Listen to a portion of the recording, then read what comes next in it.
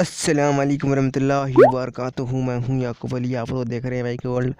नाज़रीन, आज की वीडियो में बात करने वाले हैं सूरह अल फातिहा तर्जमे के साथ हिंदी भाषा में सीखें। आज आपको वीडियो पसंद आती है, वीडियो को लाइक करें, चैनल को सब्सक्राइब करें।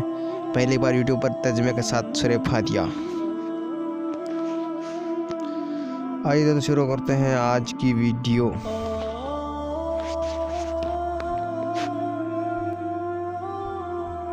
सूरह अल फातिहा ये सूरह मक्की है।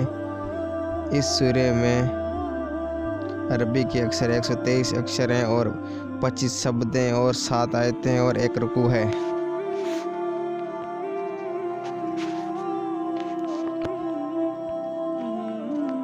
सूरह अल फातिहा।